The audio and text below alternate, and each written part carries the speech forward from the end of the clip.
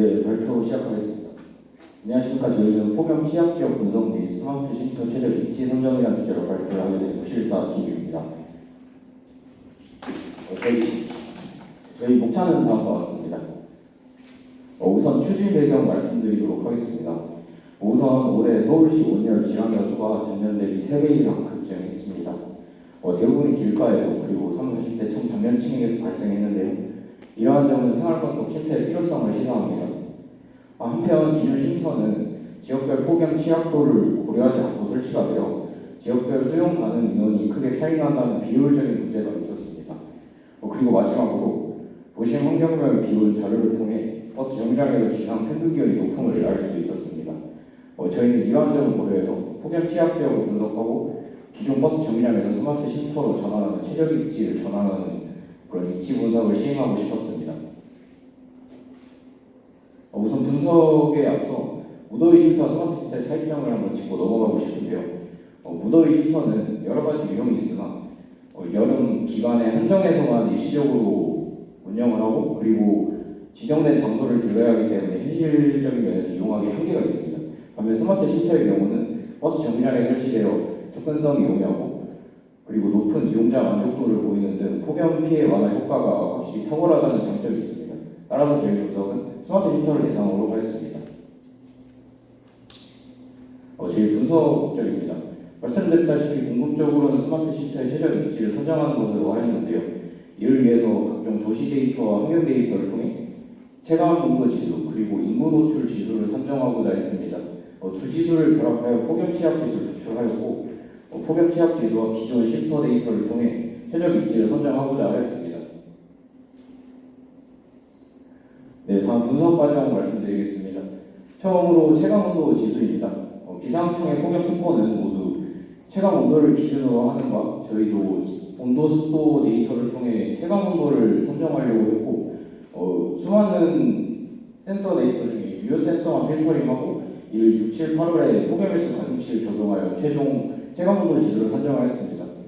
분석의 용이성을 위해 민맥스 스케일링을 적용했고 오른쪽에 그 지도와 같이 행정도 경계 데이터를 통해 시각화를 한번 해봤습니다.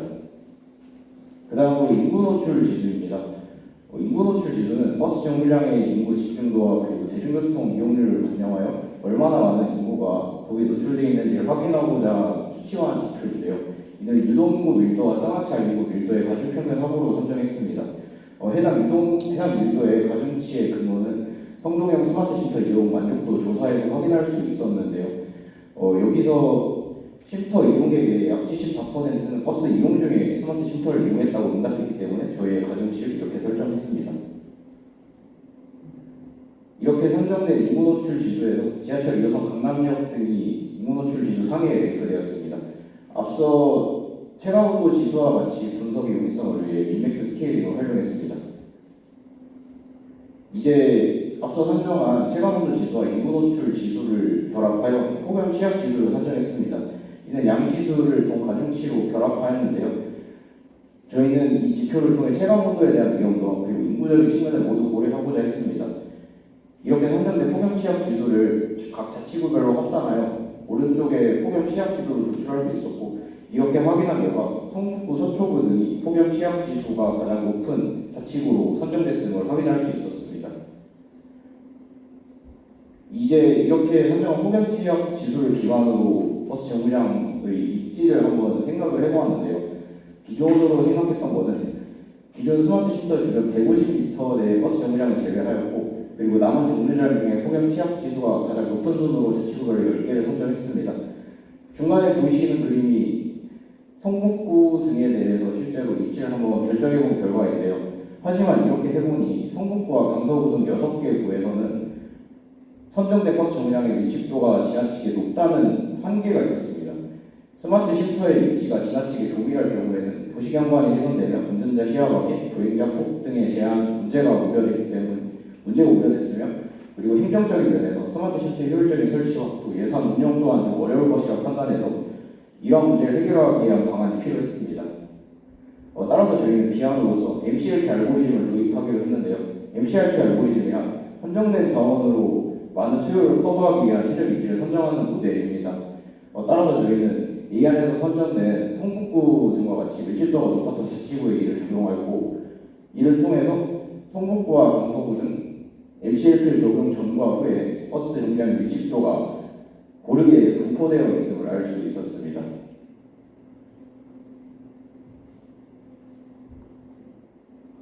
네, 다음은 최종적으로 선정된 정류장들입니다. 오른쪽 그림을 보시면 신규 스마트 쉼터가 기존 스마트 쉼터가 충분히 커버하지 못했던 폭염 취약 지역들을 이제 훨씬 더 많이 커버하고 있는 것을 확인하실 수 있습니다. 저희는 결과 검증을 위해 선정된 정류장들 중 일부를 현장 답사를 진행하였는데요. 성북구의 삼성교 한성대학교 정류장, 그리고 서초구의 고속터미널 정류장과 신분당성 강남역 정류장, 그리고 영등포구의 경방 타임스퀘어와 신세계백화점 정류장을 현장 답사를 진행하였습니다. 이제 모두 인구 밀도가 높고 정차하는 버스 수도 많아 스마트 쉼터 신규 설치에 적합해 보였습니다. 더욱 객관적인 결과 검증을 위해 새로 선정된 스마트 쉼터의 이용률을 예측해 보았습니다. 해당 자치구의 스마트 쉼터 예정 수요 인구 중 새로운 쉼터의 근접 인구의 비율을 구하기 위해 인구 노출 지수의 합계를 이용했습니다. 그 결과 예상 이용률 평균이 약 12.7%였고 이는 새로운 쉼터 설치를 통해 구별로 1시간당 약 1,847명이 추가로 스마트 쉼터 이용이 가능하다는 것을 의미합니다.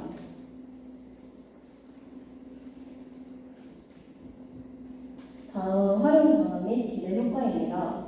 저희는 폭염 취약 지수와 MCLP 알고리즘을 통해 최대한 많은 버스 이용자들이 스마트 쉼터를 이용할 수 있도록 알고리즘을 구축하였는데요. 이에 추가로 주민들과 보행자들의 이용률을 높일 수 있는 활용 방안을 두 가지 제안해 보고자 합니다.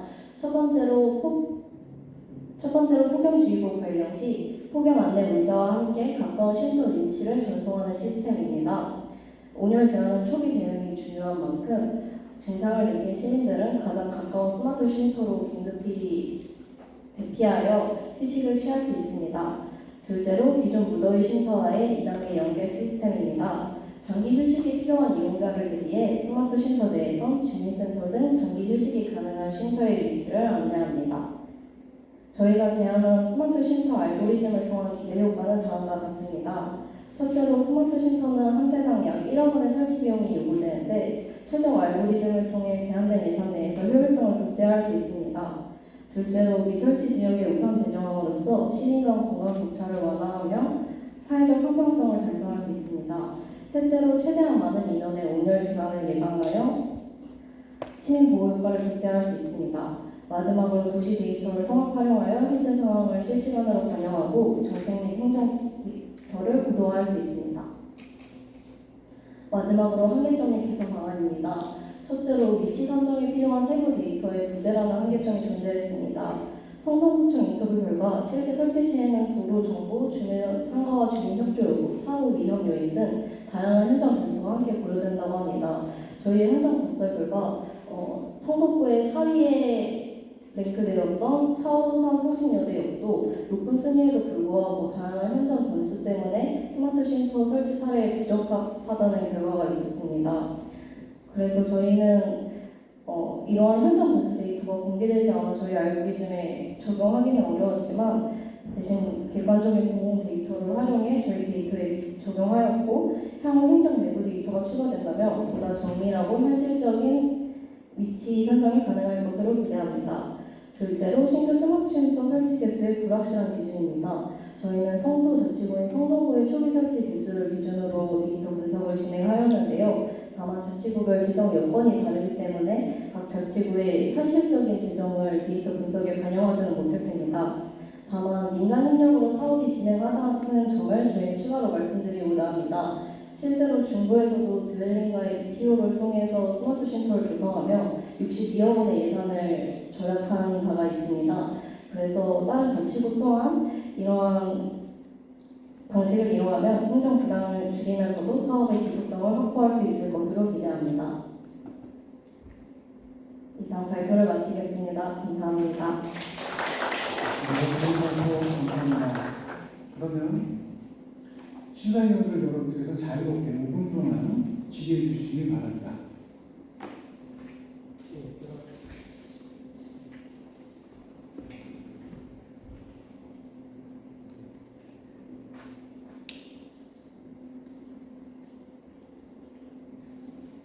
네, 제가 질문드리겠습니다.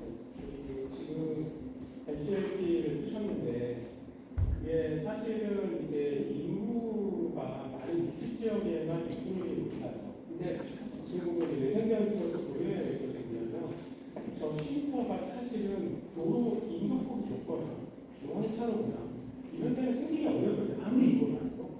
그래서 제가 생각했을 때는 외생변수로서 거기에 운행되는 그 차량들, 그다음에 버스 편수, 운행 횟수, 그다음에 기간, 그리고 차량의 크기, 마을버스냐, 뭐 광역버스냐, 그다음에 지하철 환풍구, 그리고 앞에 있는 도로의 그 몇 차로인가, 그리고 인도폭 이런 것들을 고려한 외생변수를 고려하자면 제시가 좀 미만인데 혹시 뭐 다른 알고리즘을 적용을 하신 게 있나요?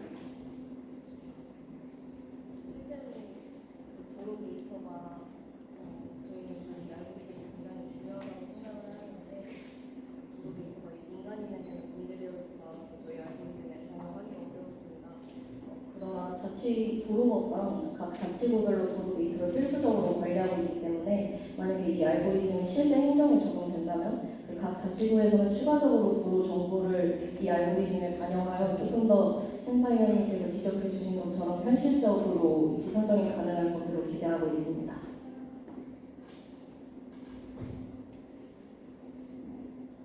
네, 발표 잘 들었습니다. 지금 여기 사용하신 데이터셋이 그 도시 데이터 센서 그 6월에서 8월 환경 정보로 되어 있는데 이거는 그 단위가 어디까지 되나요? 구간인가요? 아니면 몸이나 이런 게 되나요?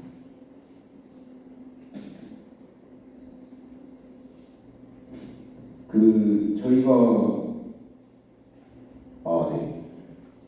직접 원본 데이터를 확인했을 때는 주소지가 명확하게 나와 있지 않고 좌표로 나와 있었습니다. 그래서 저희는 그 좌표를 행정동 경계 데이터와 매핑해서 행정동 단위로 추출했습니다. 행정동 예, 그렇습니다. 사용하신 이그 환경 정보 데이터가 결국은 온도 체감 온도나 이런 것들? 예, 맞습니다. 체감 온도를 산출하기 위해서 온도, 습도, 일조량 등을 확인할 수 있었습니다. 저거를 금년 것만 쓰신 건가요? 아니면 뭐 2, 3년 같이 쓰신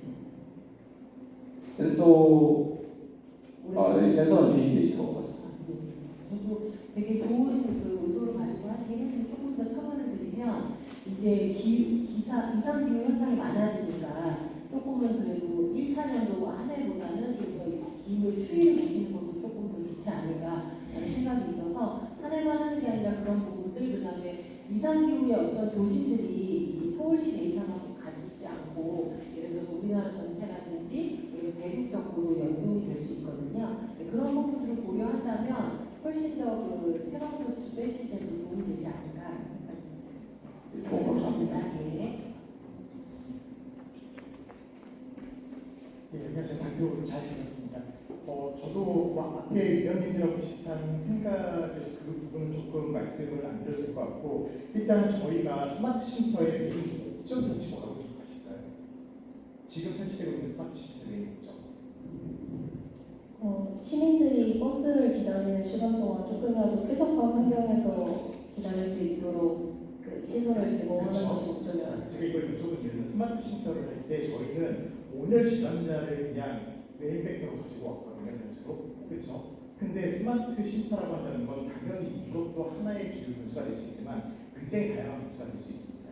그렇죠? 근데 저희가 이거를 매뉴하는 순간 여기에 어쩌면 메모될 수 있잖아요.